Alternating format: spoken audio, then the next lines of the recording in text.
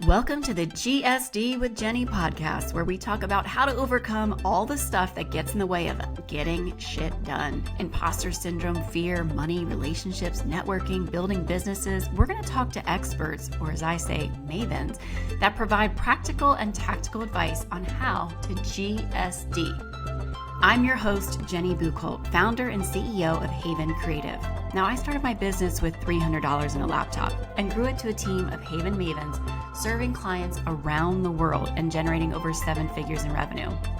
We were named one of the fastest growing companies in Charlotte and 2024 Crowns of Enterprise Woman-Owned Business of the Year, and I'm incredibly proud of the success we've had and to be among the 1% of woman-owned advertising agencies in the country. But I still need help too. So I started this podcast with the intent to dive deeper into the things that hold us back from achieving our goals. So thank you for joining me on this journey to GSD. Let's get started. Today on GSD with Jenny, we are diving into the power of intentional culture with Sel Watts. Sel is a multi-business founder, sought-after speaker, and relentless advocate for transforming performance and profit through people. She built Australia's leading people and culture consultancy, What's Next Group, and brought her no-nonsense approach to the US with What's Next PX in 2018. She's a culture architect, partnering with CEOs and founders to rebuild workplaces where people actually want to show up and deliver results. Sel is about bridging the gap between where businesses are and where they want to be. With her raw honesty and practical strategies, Sel is here to show us why great culture isn't just nice to have, it's your ultimate competitive advantage. Welcome, Sel. Hi, Jenny. Thanks for having me today. I'm excited to be here.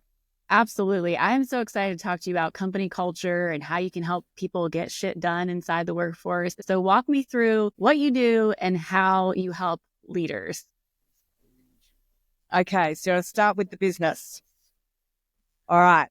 So my company is What's Next PX. PX stands for People Experience. And what we are all about is creating a employee experience or your people experience that is going to achieve the outcomes of the owner, which in most cases are growth, profitability, maybe they're wanting to exit, but ultimately business success. And so what we look at is, okay, we have to have people, at least for the time being, although I don't think the robots are going to take us over completely. No. But we have to have people. And so how do we actually make sure that how do we get the most out of them, the highest performance, highest engagement to get to that goal? And so they go through a journey. They are recruited, they're onboarded, they have their reviews. There's all these things that happen during your sort of life cycle of being in your employment. And so we design that experience to ensure that the founder or the CEO is going to get their ultimate goal for the business. So it's really taking HR and making it very strategic and quite commercial in the sense of, we're trying to achieve a goal here. Are people performing and happy to do that? So how are we going to do that? So I love that you brought that up because it's not just people performing, it's also taking care of them. And how do you mold culture, which some CEOs think culture is hand-holdy, kind of bullshit, right? And then others are like, but I also need my team to perform. So how do you find that perfect mesh of the two? Yeah.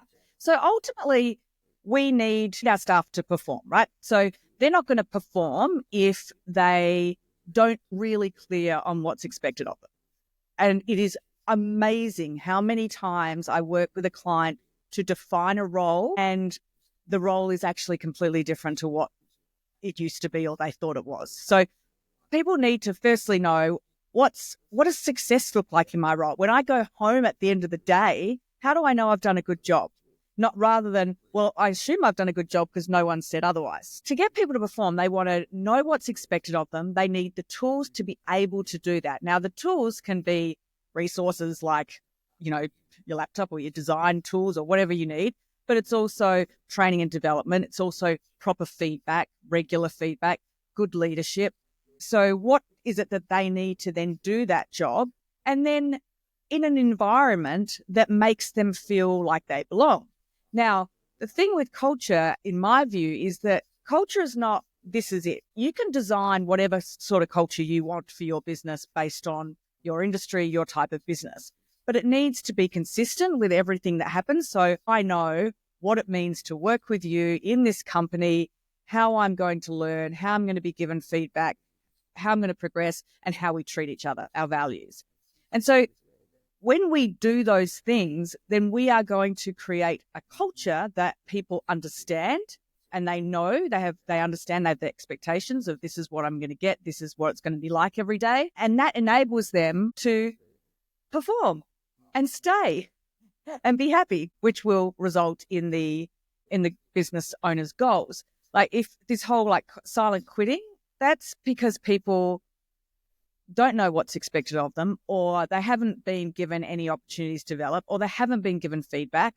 Like it's all things that can easily be done. But the problem is, and what we are really particular about is, we call ourselves culture architects, is that we architect a system to ensure that it's not hard for you to ensure that you're giving feedback regularly, that you're doing training regularly, that you're doing things that are going to achieve these things, because otherwise we don't have time. We're too busy servicing our clients, but we need to. So we create a structure that makes it very easy for the business owners, the leaders, to do these things that have to happen if you actually want the results that you want from your people. That makes complete sense. I couldn't believe how many times I've gone into a company, 5-10 million plus, and people do not have job descriptions. It blows my mind. And you're just talking about the simplicity of clarity and expectations. What do I need to do? How do I measure it so that I know I'm successful? You're obviously really well. Sorry. Oh, no, go ahead. This is a big thing. I was just going to say, this is a big thing in relation to recruitment, because we often hear people say, there's no good people out there, or I just keep hiring the wrong person. And we do executive, like 100 plus K recruitment roles. And we will not start a recruitment, or it's part of our process to ensure that we clearly define the role first, to know exactly what success looks like. Because what happens is when people don't stop and look at the role, they're going out to market looking for something. They bring that person in and then they're not performing, and it's like, they're no good. Well, they're no good because you aren't clear on what it is you want, and you haven't been able to hand that information over. So if your listeners struggle with recruitment, before you sort of say, I'm a terrible recruiter, or there's no people out there, it's often because you haven't done the first most important thing, which is really getting clear on what the role is and what it needs to deliver. I just wanted to throw that in there. No, I completely agree. And I think I've fallen into the trap, especially hiring my first employee, second employee, learning this is, how do I measure that they are successful when they come into the role? So people will go, well, they're not doing their job, they're not good at it. It's like, well, did you give them metrics so that they know what they're marching towards and how to be successful? So I love that you have a framework for that. And what type of feedback works best within organizations? Like, how do people, you said something about giving the clarity, expectations, and the architect of the system. Talk me through that a little bit. Yeah. Quickly before I say that, once they come on board, they should have we call it an integration success program, which is the first 90 days.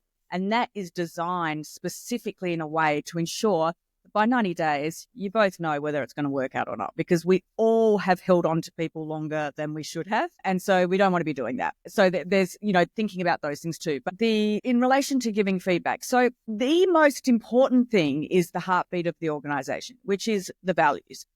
Problem is and you would understand this, the majority of values that are created for a company are from a marketing external point of view. So they're going to put them on the website. We have excellence, or we customer whatever. And they're really fancy words for the website. What we do is we create values to be used internally, and they are tools. You use them. They're there to help us because we need them. And these values or these tools are created to align to the areas that are challenging in our particular type business.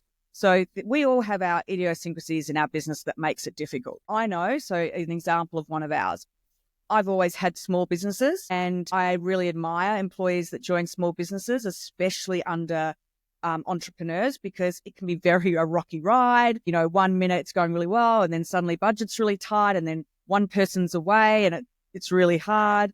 The founder has usually got all these ideas and saying we're going to do this now. It's a bumpy ride, right, for an employee in a small to medium business run by an entrepreneur.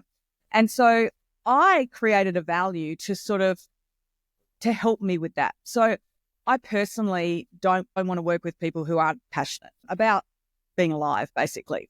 But I recognize that we can't be passionate 100% of the time.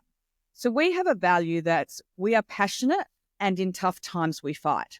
So when everything sucks and I don't even want to come to work because either we're not hitting budget, we've got too much work on, someone's in the team's unhappy, or going through something, we're all like, so rather than quitting and going, oh, this sucks, it's like, you know what, guys, we're in one of those moments that I don't expect you to be passionate. I don't expect you to be jumping out of bed and coming to work so excited at the moment, because none of us feel like that.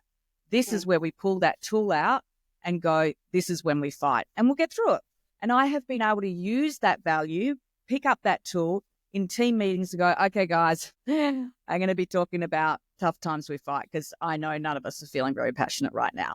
And I created that specifically for me because I know the journey, the road, the experience it is for my employees in a small to medium service business. So creating values that are going to be helpful. Once you have them, then you build your whole employee experience off that. Yeah. And then that helps you go on to how you give feedback, because then you can use your values as a way of giving feedback. So we have another one we have the confidence to tell it as it is. And the reason we created that was because we're in consulting. We want our clients to like us. We're in the people space. So most of us are people and want everyone to be happy. But we've got to tell our clients when they're not doing the right thing, or when they're wrong. And we have to say, they're not going to like this. And so I've had staff come to me and go, oh, the client needs this, but they want that. And I said, well, have you said that? Oh, no, because they really want this. Hey, we have the confidence to tell it as is. So you need to go back, because they're not paying for us to be friends with them. And so I used that and created that value because I know what we're like and what industry we're in and what we're going to tend to do in times of weakness. So I've got that there, and I can use that. And it makes it not, harsh or challenging to have that, give that feedback to an employee. So that's start with values, and everything can be built off that.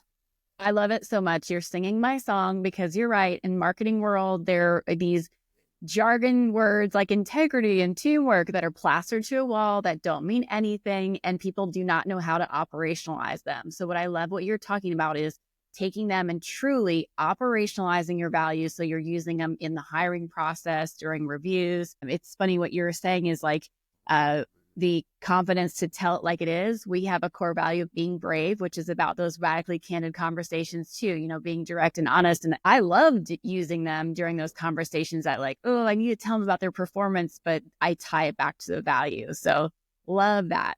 How do you help clients that don't have values get to that?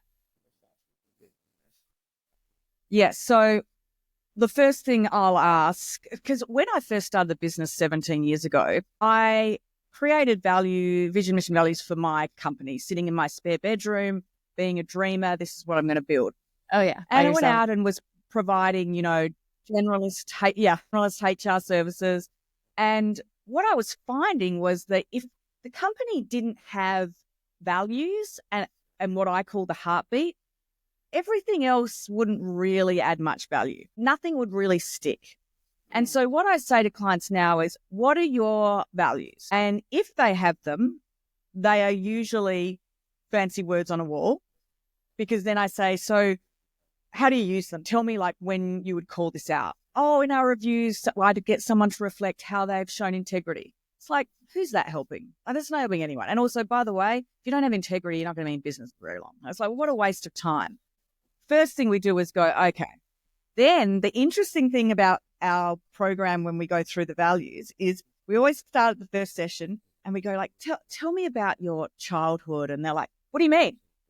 These are our clients. We need to have good customer service. I want to value like this and I want to value like that. And I said, well, that's interesting because I want to talk about your childhood, because the way that business owners build their business is to do with who they are. And so when we can understand the journey and the client and why they've built the business the way they have, why they've got the goals that they have, we can then go, okay, so this is why you want to achieve, this is why, and now we need to find the weak parts or the areas that you're likely to fall down in and create the tools, the values to support that. And so it's very customized to that particular business and to the goal of the business, which people don't think about the goal when they're creating values. They think about how cool the words are. That's true. Marketing jargon. That was a great segue, Sel, by the way, to everyone starts a business based on kind of who they are. So tell me about your personal journey and what brought you into this line of work.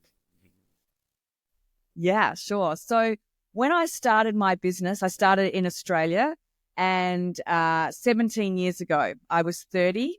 I had just had my first son. He was 3 months old, and I'd moved to a new state or city, and I'd been in the HR. I started as a recruiter, which is back then, I don't know about now, but it was a very dynamic industry, and you had to learn everything: business development, organization, obviously the craft of recruitment, but follow up, all the things just to be good at life and work and networking, all those things. And so I did that, and then I moved into an internal HR role, and oh my gosh, I was so underwhelmed. I didn't have any experience other than my recruitment background, which had been very dynamic.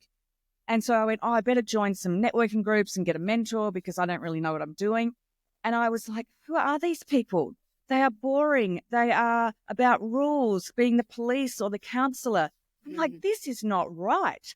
And so I went into a role where I was the HR manager, the first one they'd ever had. And there was 100 staff, and there was like basically 5 departments with the heads of the department. And I came in and implemented their HR systems, the processes, and helped them with their staff, live. And I was like, what would these guys do without my role here? Like, that manager's got no idea how to recruit. That manager's an awesome recruiter but cannot give feedback. That manager can't train. I'm like, what? This would be a disaster. And I thought, you know what? This is like small business owners. They are trying to run their business. Nobody starts a business because they want to lead people. None of us. That was never on, I'm going to start a business because I want to manage people. Nobody did that. And so they're running a business. They have no idea how to manage people. They can't afford a recruiter. They don't need an internal HR person, but they've got no idea what they're doing. So I decided to create a outsourced HR department, a full department for small to medium business, from strategy to writing a policy, from recruitment to leadership training, like the whole HR department that you would have if you were in a big corporate for the small to medium business. And I started it because I wanted to disrupt the space. I hated the HR industry, and I was like, I'm going to change this. And I've been on that mission ever since, to get people to understand it's the most overworked department, doing things just for the sake of it. It doesn't look at the commercial impact or aspects of why and how we're running a business. And so we come at it from, we're entrepreneurs. Like, how do we make our people deliver? And we know we need them to be happy. We need them to all these things. So I ultimately started on this journey with a very limited experience and a passion for something that I just hated and felt needed to be disrupted. And so that's sort of how it all began. But so back up for a minute. You started a business when your baby was 3 months old. What the heck? I know. And you know what? It was the start of the global financial crisis. And I had no qualifications, no money, never been in business before. I had no idea. But do you know what I had? I had naivety, which was the best thing, because I had no idea that I had no idea. And I had this massive vision. My dream, my first vision from my spare bedroom with the baby there was to build an international business that disrupted the HR industry, or had disrupted the way that small to medium businesses utilize HR while developing and inspiring my people. That's what I wrote when I was sitting there with no idea. Like, isn't that amazing? And I had nothing going for me at all. It's so incredible because if any young mothers out there or anyone knows that the first 3 months, you are not sleeping. If you're nursing, there's milk coming out. You're tired. You're grouchy. Oh, Postpartum, who knows, all the things. And you're like, fuck it, I'm going to start a business. I mean, that's pretty awesome. Like, insane. Like, this, that mum brain. I was just like insane. But I was like, I couldn't, just that great time in your first early years of business where you don't really have any expectations and everything's a win. And I was just like, let's I'm see what going to do happens. this thing. Yeah, I'm going to take over the world. And then, and now to be sitting in New York and to have the business in Australia and New York, it's like, what? And then in Australia, we became really, we were really, well, we still are, but I'm not there now, but really successful and known for disrupting the space and thinking about it differently and creating an employee experience. So the things that I wanted to do, I ended up building and then was able to then use that as a platform to then move to the best city in the world. So that is the heart of the GSD mindset. Like getting shit done is the vision and the willpower to just go. Maybe it's naive, maybe it's courage that you were like, this is what I want to do. I'm going to go for it. And once again, you gave me a great segue. And so you went from Australia to New York. Tell me about that journey. Why, how, and what is different about the US HR market versus Australia? Yeah. Yeah. So this is an interesting story. So I had this dream that I wanted to make it in New York City. So I spent 2 years commuting. I was living in New York on people's couches and whatever, sofas, and I would fly home every month to see my boys. I've got 3 sons, my boys, and attend EO Forum and check in on the business and whatever. And I did that for 2 years to try and work out how I could possibly get going in New York City. And it was so crazy hard. And so I was constantly flying. I'd come here, I'm like trying to work it out. People would say, oh, you're never going to succeed here. No one's going to use your services. It was just like smash every day. And in the middle of 2019, I went back to Australia for the US summer, and I had this sports performance coach. So a coach who does like medal winning surfers and things like that. Because I think that sport and business is really interestingly aligned. And I said to him, I just don't think I can do it. I've spent 18 years using all my money. I just can't make it happen. And he said, and I said, and I'm going to be devastated because this is my dream. And he said, well, you just got to give it do another way. Or what did he say? Have another go or try another way. And I said, well, I have done that. I've been doing that for 18 months. He said, well, you just got to keep trying. So I came back and I was like, okay, another go, try another way. And then in January 2020, boys moved over. They went from summer, beach, big house with a pool to an apartment in Manhattan, snowing, and everything's different. The school situation, everything is different. So they land, and 6 weeks later or 3 months later, COVID happens. And then they're all at home for 18 months in its apartment in this city where we don't know anybody. And their dad, who lives in Australia, was planning to come every 6 weeks to visit them. Australia wouldn't let him leave for 10 months. He could not get out of the country. And so this first year, and everyone was saying to me, you need to come home. You're so selfish. It's so dangerous. So I spent 2 years commuting between 35 hours door to door. I'm not going to just come home. I'll never get back here. And so I was like, no, we're just going to hang in there. I believe in New York coming back. And then it went on and on and on and on. And my business, I had no business here. I didn't have enough of a runway to sustain that, but I had the Australian business, and we just hung on, and we just sort of felt like we were sitting in the epicenter, just watching this, having this incredible experience. And that was our start, the boys' start. And now they've been here for 5 years. I mean, talk about terrifying. You're by yourself, essentially, right? You and just the boys. Yeah. Oh my gosh. Yeah. But thank God you had. And we had no idea. Sorry.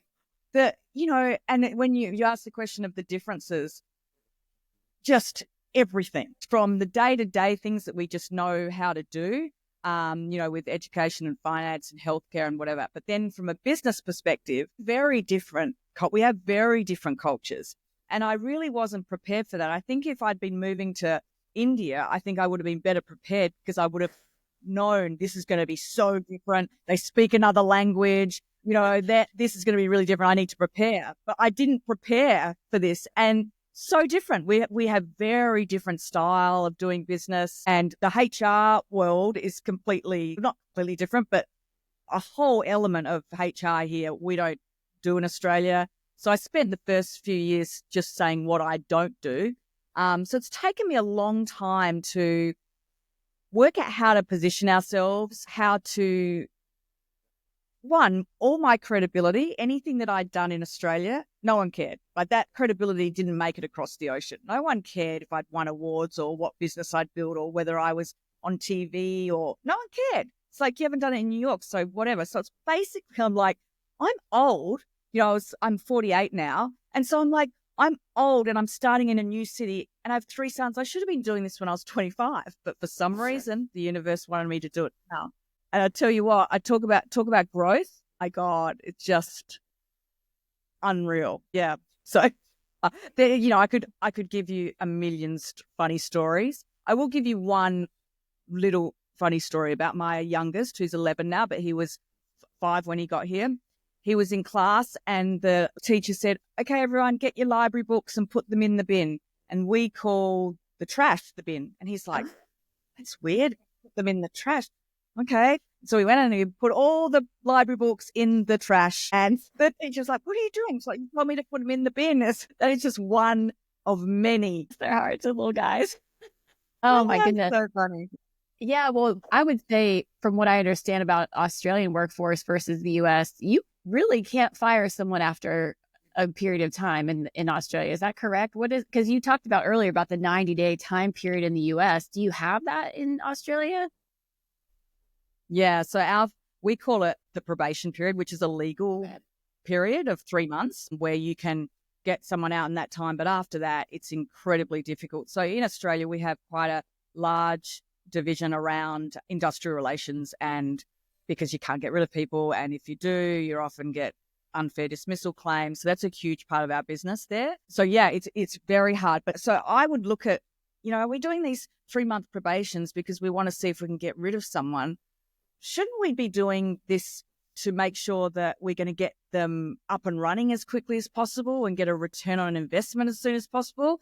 So when I came here, I turned it into the Integration Success Program with the view of, we have to work out with this particular role, at what point should they be giving us a return on investment? So if you're a receptionist, it might be if you're a salesperson, it might be 6 months or a year, depending on what you sell. And so based on that, where do we need them to be at 4, 8, and 12 weeks for us to know that we can now get a return on investment? And so basically the legal things that we had to do in Australia, I turned them into what you should be doing for the purpose of people having a great experience and being successful in their career. So that's like sort of just one example. That's a great example. Going back to what you said earlier, clarity and expectations. Everything you're doing is just about creating that clarity and expectations, right? And entrepreneurs need to be really aware that, believe it or not, the staff did not hear all the things we talked about in our heads in the middle of the night. They don't know what's going on in our heads. They don't know. No, it's crazy. I wrote out a newsletter or a weekly thing I send out today that went out about stop expecting your employees to treat the business like it's their own. It's not their own. So just give up on that and get them to be the best employees you possibly can. I was someone who said, I'm going to create a team where everyone treats this business like it's their own. I would say that to my clients. Now I'm like, what a load of crap that was. Like that's just setting everyone up for failure. It's like understanding as entrepreneurs, we are not the easiest to work for. And we have to really understand that and give ourselves our own structures. So for the staff, because otherwise they are like, what do they want today? And hang on, we can't deliver that. Or I don't even know what you want from me, or you haven't said hello to me for a week, or whatever it may be. So we got to think about that as far other than just I'm the boss and I'm leading the Right, way. right. I had someone close to me said recently that culture is great and everything, but at the end of the day, the employees are really there for a paycheck. I inherently disagree with that because I feel like a lot of the people out there are more excited about the purpose of an organization or aligned to doing something as a team. But I'm going to shut up and hear what your thoughts are. What are your thoughts on that? Yeah, I don't believe that either. I mean, I'm absolutely people that are working in, like at my CVS down there, some of them may be there for their career and love it, and others are just doing it whilst they're studying or to get money in. Absolutely, that happens. But talking about our sorts of businesses and I'm, generally in relation to your listeners, I don't believe that. I think as humans, we feel good when we do something well. And when we can challenge ourselves, do something we enjoy, try and reach our potential. Now, that might not be as clear to someone when they're sitting at work that that's what they're doing, but ultimately we feel good when we can do a good job. And I don't believe, and I know from recruiting, that people need enough money to live the lifestyle they want. But Right. after that, then most are not going to put up with a workplace that sucks because of the paycheck. Like that's, and I've had so many times when recruiting over the years where, someone has said to me, okay, I'm looking to leave because my manager sucks. And then they get the job and then they tell the manager gives them a pay increase and they stay where they are. I'm like, oh, okay. So sorry, the problem was the manager, but now the pay is what's keeping you. I'll see you in 6 months. And I always see them in 6 months when they're like, you know what, the pay didn't make up for that. Same with like the commute, like all of those things. So I believe that culture doesn't, I think sometimes people think about culture and HR as like, oh, I have to be all sappy and fluffy and we have to make them, happy all the time and be soft. No, that's not the case. It's thinking, okay, I need to tell people. So I say to my team, this is a high performance culture. We want our clients to think that they're our only client and that we're at their beck and call. And so this is what it's like here. We're in consulting, we're in this, that. I have high expectations. So this is an environment for people who really get off on that experience. If you're not that person, that's totally fine, but you probably won't like it here. And so that is my culture. They get all the love, all the feedback, all the things, but I say to everyone when they come in, this is just not just a job. Like it will make you feel bad if that's really who you are. And so there are certain career journeys that I look on resumes that I sort of go, that's not going to be a good match for us. And so that's a culture. That's not fluffy. There's nothing fluffy about that, but I can tell you they feel loved and respected and cared about. But we need to keep them. They need to be accountable and be respectful and deliver because they decided when they signed that contract that that's what they wanted to give. And so we got to get away from people thinking it has to be fluffy. If I'm going to invest in anything HR or people orientated, it's a loss. It's just a cost to the business. It's a fluff. No, it can be super powerful if Absolutely. you do it the right way. Well, yeah. I mean, look at the cost of turnover training. If you have a 28% turnover, you're spending so much money retraining new hires and everything. And I was curious to know from your perspective, what is the number one reason why people leave a business in today's workforce? Well, there's that very common quote that, people leave managers, not companies or not jobs or something. The whole employment workplace world has changed so much in the last 17 years that I've been in this business. But the last 5 to 10 years, it has changed considerably. We have 5 generations working together at the moment, and there is a huge gap. The world has changed considerably. So like 10 years ago, I think we started talking about health, work-life balance. And then we started talking about health all the big workplaces started implementing unlimited leave and hot desks and, I don't even get me started on unlimited leave, but that we've gone through all these things, and then we had COVID, and then that changed the way of we can now work at home. People had a bit of a, what's my life all about? We've got generations coming through that are much more about purpose. They don't really care so much about owning things. Like, we grew up with, you got to own your own home. Now, like, people don't care so much about ever owning a home. So there's so much difference going on now. So, and also the other thing is that back in my day or my parents' day, people would stay in their career their whole life. Absolutely. And we now have a gig economy, which started, 10 years ago or whatever, where it's like, I can do, a bit of coding on the side, and then I can go to this job, and then I could actually be a florist on the weekends. Or actually now I want to be an architect and do that for 5 years, and then I'm going to go and deliver whatever. I'll be a chef. Like, that's how the world is so different. So the way I look at resumes during recruiting is, and asking and talking to current employees about what their goals are and dreams are and where do you want to be in 5 years? I mean, they're not the right questions anymore. And so as far as why people leave, I mean, people leave crappy workplaces, like people where it's not nice and they can't get development and they don't, people aren't nice to work for, toxic, I mean, people leave that. They're not willing to put up with it like people would have many years ago. But what I was going to say about why people, that making sure that everything that you're doing is looking at, okay, I'm in an industry that is going to have high turnover of staff because they only last, because it's a stepping stone to another career. Or I'm in a business that's you.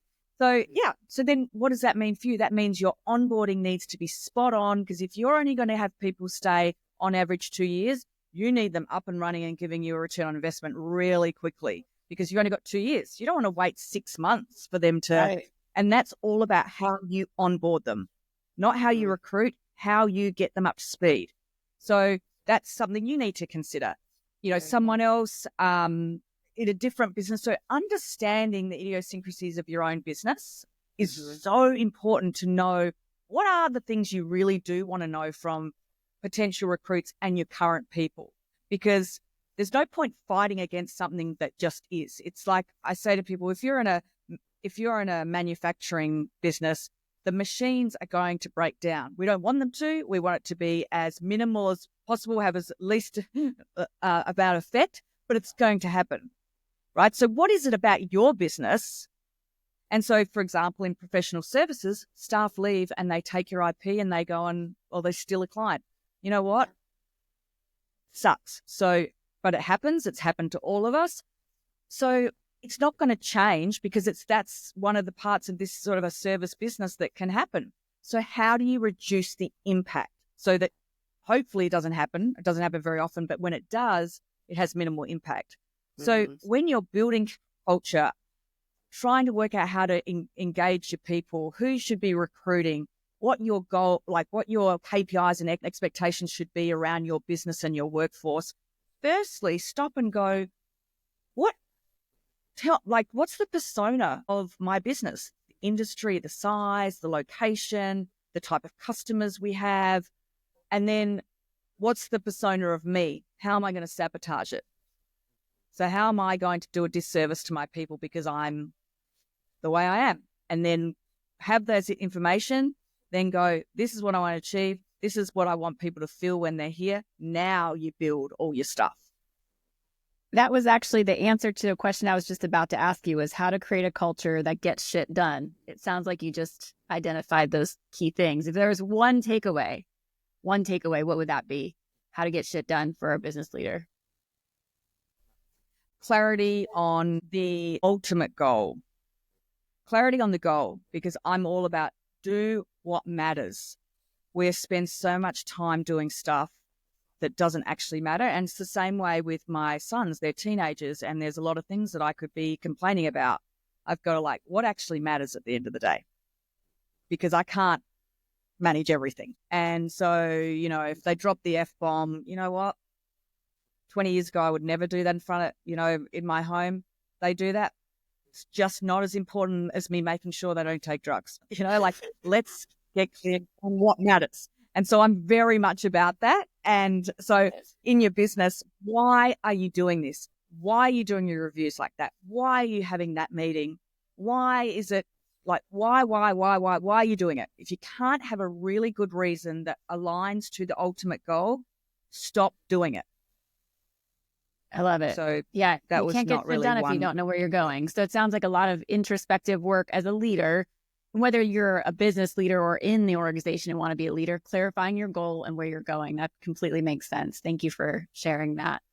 One last question for you. And then dropping all the things. Sorry, I was going to say dropping all the things that don't align to that. Stop doing them. Stop doing the things that don't align to the goal. Absolutely. So one last question, because we have our Get Shit Done playlist. So everyone has a hype song. I'd love to hear what yours is. Yes, mine. So this was a hard question because I was like, depends what I'm trying to hype up for. Fair. Black Eyed Peas. I don't know the actual title, but it's going to be a great night. It's going to be a good night. That one. Sing for me. How's it go? No, there's absolutely no way that I'm doing that for you. My God, nice try though. Nice try. I know you just snuck that in. Oh yeah, just sing a few lines for us. No, but that is like pump up. All right. Well, we'll add it to the playlist. Thank you so much, Sel. It's been a really fun conversation today. And where can our listeners find you? Yes. So my company address is whatsnextpx.com. Oh, Watts, WATTS. And then on Instagram, Sel_Watts, LinkedIn, Sel Watts. Yeah. Perfect. You'll find me. Thank you so much. Yeah, thank you. Thanks for listening to GSD with Jenny. If you found this episode helpful, share it with a friend.